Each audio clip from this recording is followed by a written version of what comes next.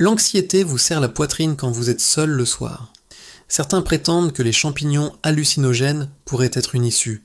Mais est-ce que c'est vraiment une solution ou juste une promesse séduisante ? Aujourd'hui, on va plonger dans ce que la science, les témoignages et les risques nous apprennent vraiment sur ce sujet. L'anxiété généralisée, les crises de panique, le stress constant, ça touche de plus en plus de monde. Médicaments, thérapie, méthodes de relaxation, respiration, tout ça aide, mais souvent, ça ne suffit pas, ou ça vient avec des effets secondaires. Dans ce contexte, les champignons hallucinogènes refont surface dans les discussions. Psilocybine, usage rituel, essais cliniques.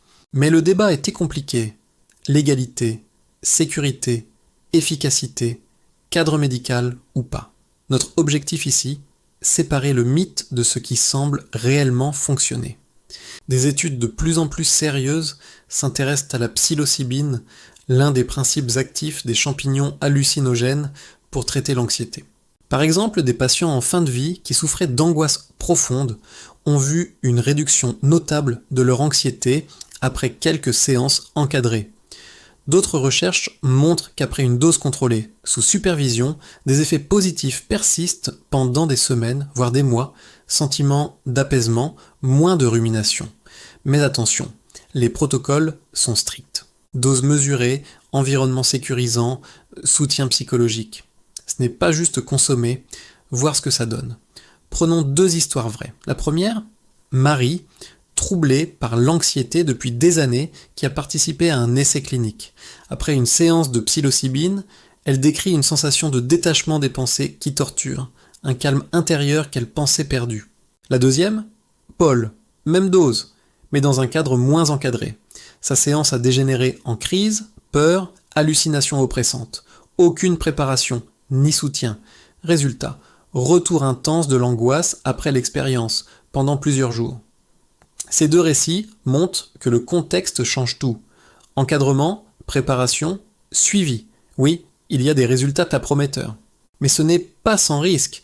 Parmi les effets secondaires déjà identifiés, nausées, angoisse temporaire, flashback, désorientation, certaines personnes peuvent aussi vivre ce qu'on appelle un bad trip, peur, panique, sensation extrême. Et les données manquent encore pour les effets à long terme chez une population large. On ne sait pas encore bien comment interagissent ces champignons avec certains médicaments ou troubles psychologiques. En plus, la législation limite l'accès, ce qui empêche les recherches plus vastes. Comment ces champignons se comparent-ils au traitement classique de l'anxiété ?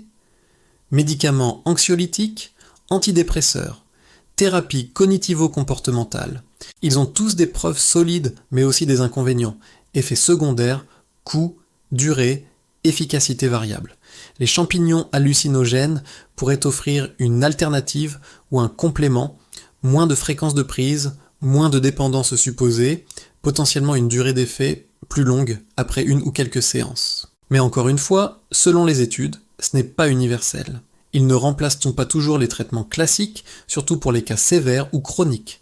L'un des plus grands obstacles, le cadre légal. Dans beaucoup de pays, la psilocybine est illégale ou strictement réglementée.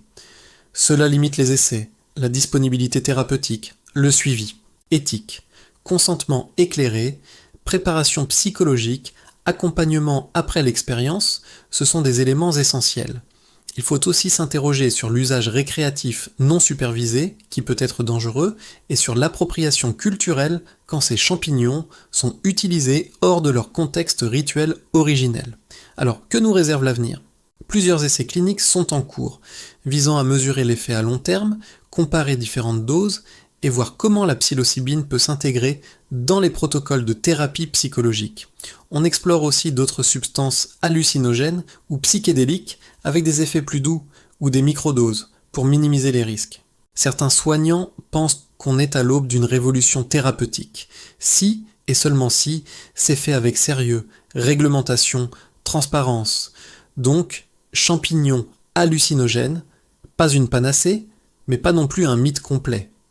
Si vous souffrez d'anxiété, ce pourrait être une piste à condition d'agir avec précaution, sous supervision médicale, dans un cadre légal. Mais il existe aussi une autre famille de champignons, beaucoup plus accessible, les champignons adaptogènes. Contrairement aux hallucinogènes, ils ne provoquent pas d'altération de la conscience.